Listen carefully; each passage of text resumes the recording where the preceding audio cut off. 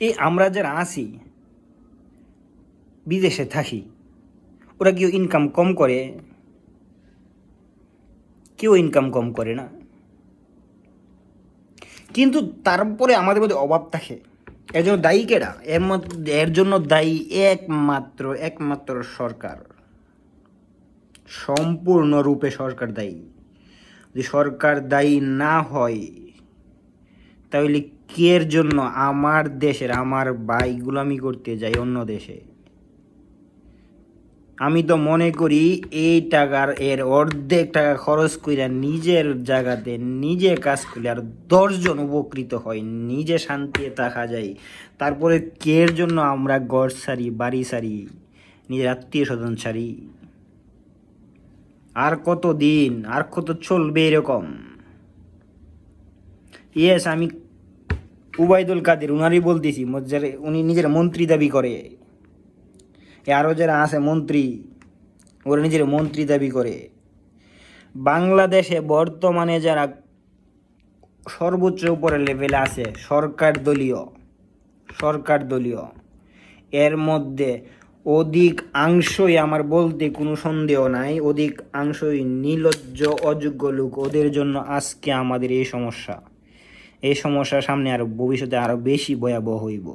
So সময় আসছে সমাজ থেকে ময়লা আবর্জনা উপড়ায় ফেলার জন্য।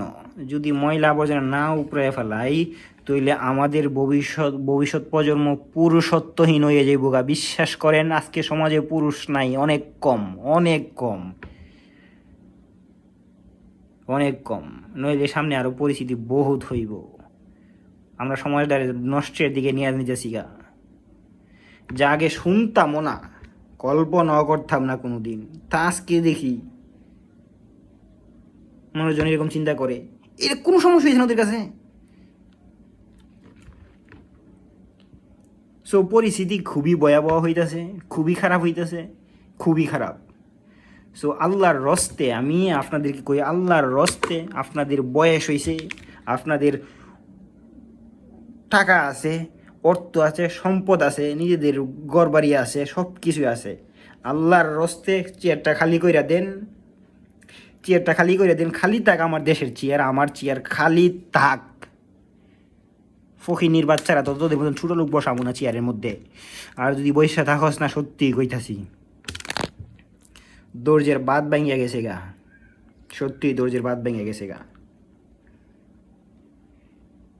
সত্যি। ওই কারণ তোদের জন্য শুধু একজন না, দুইজন না, শুধু আমি একা না, এরকম আরও হাজার হাজার লোক আছে তোদের এই বলদ বুঝানোর জন্য, তোদের এই গলদ বুঝানোর জন্য, তোদের এই নোংরা রাজনীতি করার জন্য। সত্যি শুধু তোদের এই নোংরা রাজনীতি, যেটা তোরা কস রাজনীতি, এটা আসলে রাজনীতি না।